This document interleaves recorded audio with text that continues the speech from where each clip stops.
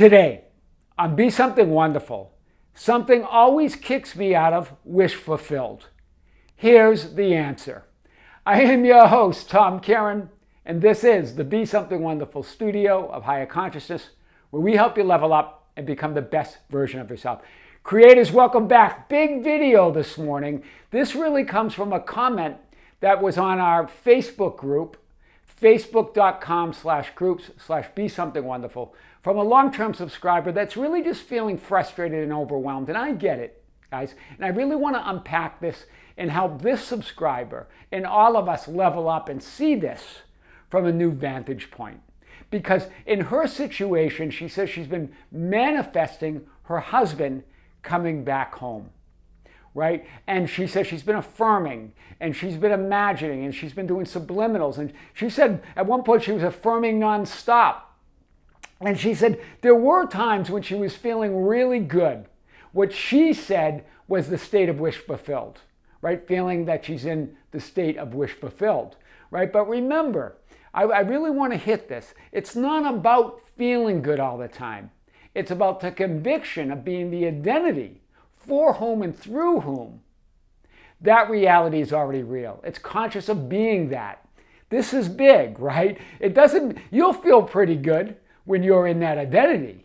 But all identities, all states of beings feel all emotions. All those temporary 3D inner conditions are present, as well as all of the temporary outer conditions are present in all states. Right? So I really want to hit this.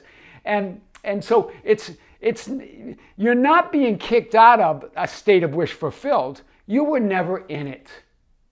Do you hear it? You were never in the state of wish fulfilled. In other words, you were never in the assumption that your husband's already home, that you're already that person where you're with your husband and you're together. You're already that version of yourself. You're not in that. You're in the version of if I imagine enough, if I affirm enough, if I feel good enough, right? If I feel that state of bliss, then he's coming home. But he never comes home.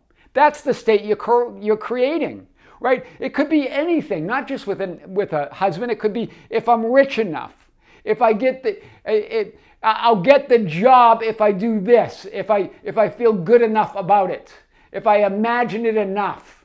You're creating a state of not getting it, of not being rich, but hoping, right? I will pay down those credit card debts if, right? Hear all this. You're conscious of being the identity or version of you where if I affirm enough, if I imagine enough, if I feel good enough, he will come back.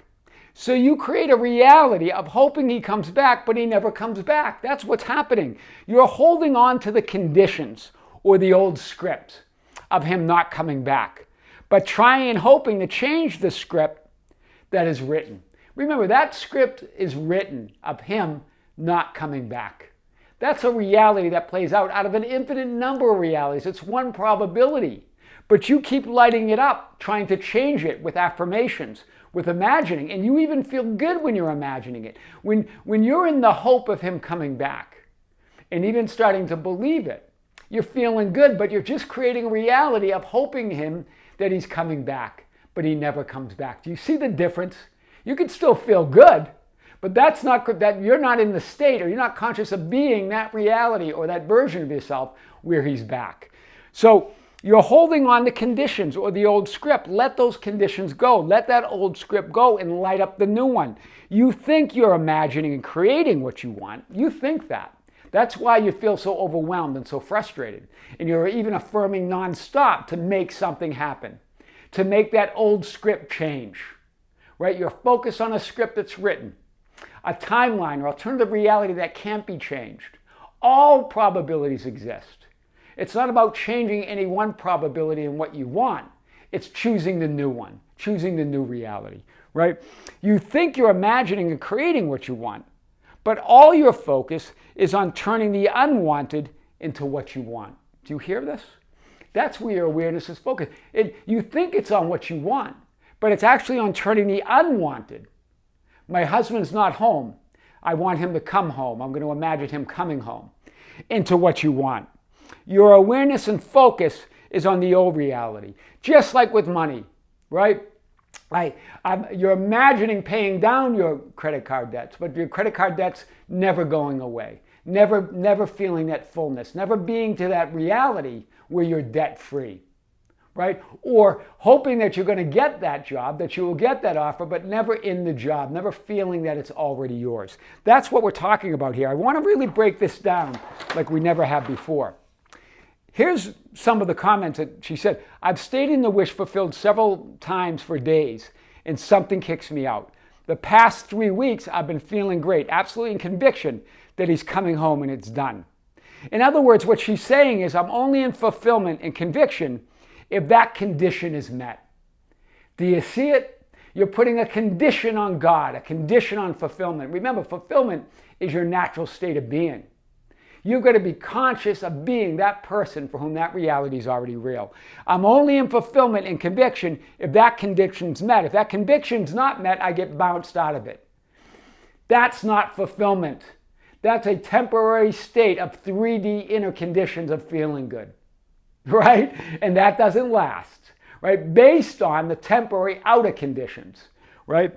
Fulfillment is not a temporary 3D feeling, emotion, or state of feeling good or great. It's none of that. You're going to feel good or great when you're in fulfillment for sure, but it's not about that. It's not the conviction or the hopeful feeling that your desire or wish will manifest in 3D reality. It's none of that. Rather, it's the awareness and conviction of being that identity, for whom and through whom that reality is already real here and now. Moving to that version of you, assuming that you are that person now.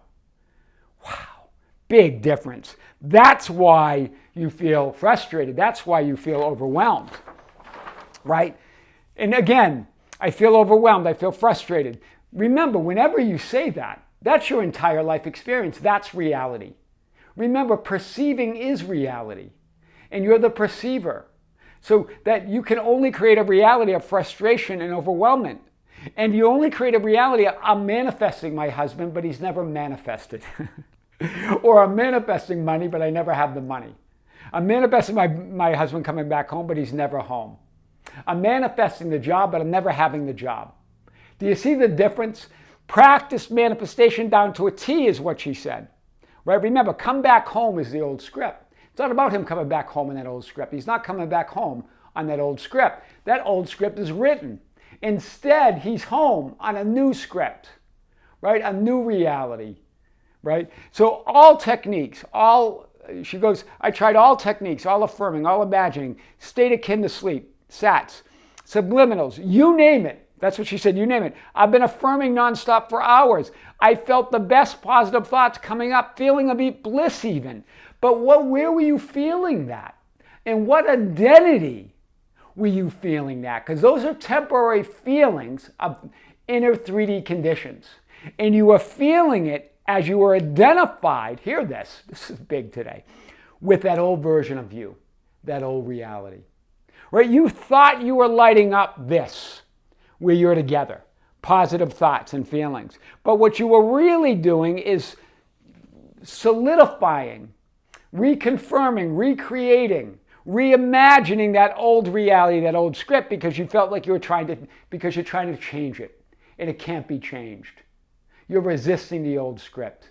You want him to come back home here, versus highlighting and lighting up the script where he is home, where he does come back home. He's there, right? Creating a reality of manifesting him back, trying to change the current script, feeling good when I affirm it's positive, and bad when nothing has changed. You're just in the messy middle. You're not in fulfillment, right? You were never bounced out of fulfillment. What you were bounced out of is the temporary 3D conditions of feeling good.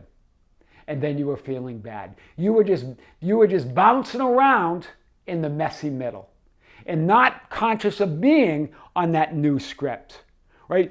This old script doesn't change. You're going to follow it. You're going to wake up and follow that old script while you light up the new one, and you're going to move to a new script. But you want to change this one, and it can't be changed. I really want to hit that. So remember, let's really hit this. Fulfillment, it's what's left when you stop holding on to the conditions that are not fulfillment. Do you hear it? That old script's not fulfillment. Yet you're holding on to that old script. Hopes of him coming back. You're holding on to that hope of him coming back, imagining and affirming it. Instead, let go those conditions go and fulfillment's there. Let the old script go and that new script is there. Fulfillment's always there. When you hold on to not, this is why A Course in Miracles says hold on to nothing. Hold on to no conditions, right? When you hold on to nothing, you end up fulfilled. In other words, you end up with everything. Right? Your innate natural state of being is wish fulfilled. Fulfillment, love, has no why. This really, I think, is Byron Katie that talks about this. Right? Fulfillment or gratitude, I think she said. Gratitude has no why. But gratitude, love, fulfillment, it's all the same. It has no why. It stands on its own. It doesn't need you to conjure it. It's already there. It's who you are. Wow. So love, freedom, and fulfillment, that's really a state of wish fulfilled, exists within you, here and now, or it doesn't exist at all. Do you see it? You can't possibly be bounced out of it. It either exists or it doesn't, right? So you're not, it has nothing to do with that. You're bounced out of, you're messing around and bouncing in the messy middle, right? Love, freedom, fulfillment exists within you here and now, or it doesn't exist at all. And non-existence or non-isness, as I talked about yesterday, is impossible. God just is. There is no other law or Lord than isness, than that absolute, than that oneness and that love of God. Everything you could ever want or desire is already here and now, or doesn't exist at all. Hear this. It's not that him home is already a reality, but you keep lighting up the reality where he's coming home or hoping that he's coming home. Trying to make it happen, trying to change your whole script. It already exists or doesn't exist at all, and that's impossible. There's only existence, there's only life, there's only love, there's only the isness of all that is. So hold on to nothing means to stop holding on to conditions that imply and create the experience of reality of non-fulfillment. That's what you have created. It's not that you're bouncing out of fulfillment. You're just creating a reality of non-fulfillment where there isn't any. There's only fulfillment. I'll be happy and fulfilled when, right? Those future conditions. It's okay to notice what you want or desire hasn't manifested in physical reality. We're not talking about that. But to want it and need it to be fulfilled implies it's not within you here and now. Do you hear it? And you create and perpetuate a reality, an experience of not seeing it, of non-fulfillment. And that's what you're perpetuating. Reality where he's coming home, but he's not home, and he's just not coming home, and it goes on, right? So, how do I stay or maintain a state of wish fulfilled? That implies and creates non-fulfillment. Do you see it? You're a reality creator, a generator, as Genevieve Davis would say in her teachings. You're a reality generator. Your perceiving is reality. Yes, you're the perceiver. But you're the perceiver, the perception, and the perceiving. It's all reality. So when you say that, you just imply you're in non-fulfillment. You can only create that. You can only see that. The condition of the thing or the life I want is still not here yet. Collapses the wave of infinite possibilities. When you say the condition of the thing or the life, I'm frustrated because it's not here yet. The money's not here. The debt's still piling up. The job's not here. The new house isn't here. Right? My spiritual awakening, I don't feel my awakening yet. I don't feel the peace yet. All of that, right? I don't feel the love yet. You're creating a condition or thing that I want is still not here, collapses the wave of infinite possibilities and creates the reality in your entire life experience right now of it not being there, of you being unfulfilled. Judge not according to appearance, but judge with righteous judgment. That's what Jesus means. He means hold on to nothing, no thing, no condition. Do you see it? Because you are reality. You are all that is. There's nothing you need to hold on to. Wow. So powerful today. In the words of Neville Goddard, and I've changed them a little bit here, you are already fulfillment, freedom, and love. And your holding on to conditions is the only reason you do not see it. Remember, you're already that which you wish to be, and your refusal to believe it is why you don't see it. In other words, you're already fulfillment. You're already freedom. You're already love. And your holding on to conditions is the only reason, old scripts, old conditions, anything, even if they're wanted. There's no reason to hold on to anything. You are source. You can create it and recreate it in the moment. Let go of everything and just rest in that fulfillment. Light up what you want, right? Is the only reason you do not see it, right? You're holding on to conditions. The only reason we love him. This is what 1 John 4:19, what Jesus said, or what John said about Jesus. We love him because he first loved us, right? Jesus gave us the path to everlasting fulfillment, right? There's no conditions. There's no such thing as non-fulfillment. We love him because he loved us first. In other words, fulfillment is first. It's the beginning and it's the end and it's the middle. It's everything, right? There's no path from non-fulfillment to fulfillment. That's impossible, right? When you perceive non-fulfillment, that's all you're going to perceive, right? We love, we want, we desire people and things because there's only love and fulfillment. That's why we want them. That's why we desire them. That's why we love in the first place, because there's only love, there's only fulfillment. But, and here's the key distinction, it's that wanting and desiring and loving and not already being that creates the experience of non-fulfillment. Do you hear it? So yes, we love and we want and desire people and things because we are love, we are fulfillment. So it's natural to have that. But what's keeping us back is that we're staying in a state of wanting and desiring and loving, trying to love, and not already being that creates the experience of non-fulfillment, and not having and being what we want to be and desire, what we want and desire. Do you see it? We love my husband to come home, but you're not creating, you're not in fulfillment, you're in fear that he won't come home. It's the only thing. Remember, we've talked about this. Are you persisting in lack or love? Are you persisting in fear or love? What are you lighting up? Right? What state are you in? So remember, Course in Miracles, when you want only love, you will see nothing else. In other words, when you want only fulfillment, you will see nothing else. Being in a state of wish fulfilled is not about trying to maintain temporary inner conditions of feeling great all the time. You pointed to that, right? Or manifesting outer conditions of temporary wants and desires, right? Those are great, manifesting temporary wants, but it's not about that. It's about holding on to nothing, no condition. And the paradox is that love and fulfillment and freedom is what's left, and that gives you everything. Do you see? When you hold on to nothing, love, fulfillment, and freedom is what's left. And that love, fulfillment, and freedom, your natural state of being, is what gives you everything. Do you see it? So you just got to let go. Stop holding on to that old script, to that old story, to that old you. And light up only that. And remember, fulfillment is being conscious of being the person that you want to be now. It's the law of assumption, assuming you already are that, right? Something always kicks me out of wish fulfilled. Here's the answer. That was the answer. I am your host, Tom Kearin, and this is the Be Something Wonderful studio of higher consciousness, where we help you level up and become the best version of yourself. Creators, thank you. Thank you for being with me. Thank you for liking, sharing, and commenting on the videos. We have a Facebook page, the Be Something Wonderful Ambassadors, at facebook.com/groups/Be Something Wonderful, where you can join and share your insight and guidance with others and ask for insight and guidance. We also have an organization page on Facebook at Be Something Wonderful. We have a Twitter and Instagram at Tom Kearin, or just go to our website anytime at tomkearin.com or besomethingwonderful.com.